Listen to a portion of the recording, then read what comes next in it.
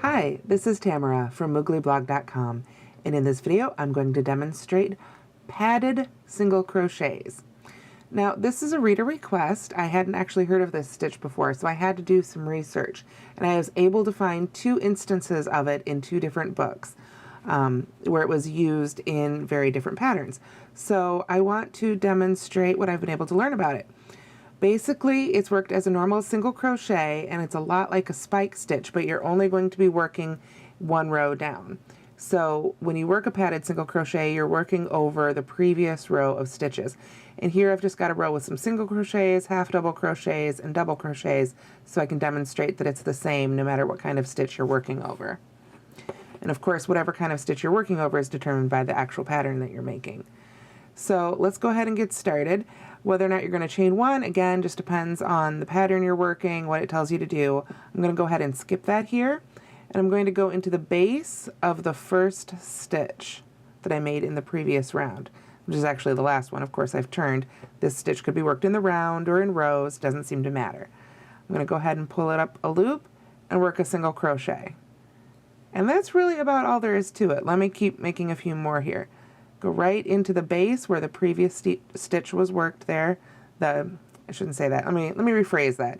Go into the base of the next stitch of the previous round. That's it. Insert your hook, pull up a loop, and yarn over. So with this, you're not gaining a lot of height. You can see you're maybe just a little bit taller, but what you're doing is adding thickness. This is actually a very puffy stitch. And with playing with it, one of the things I really like about it is that unlike a puff stitch, which is also of course puffy, you don't have the looseness of the strands. This is a lot more solid. It's not going to snag or come apart as easily as a puff stitch might. So it's a really interesting technique, and I think it could have some really neat applications. Of course, it also has a slightly different look. You can see the 2 strands from each stitch coming up over the stitch before it. But of course, each time it's just a single crochet.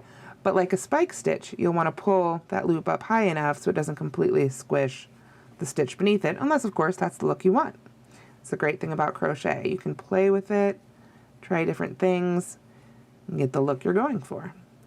So at this point, I'm going all the way over double crochet. So I'm pulling those loops up nice and high. But you can see I'm really just making single crochets.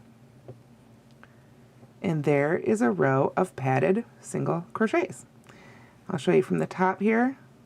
You can see we've got a row of V's, so if we needed to work into those again for the next row, we could. It looks about the same from behind as it does from the front. And it's got a really nice squish to it. So that's padded single crochets. Thanks so much for watching, and don't forget to subscribe if you like our channel.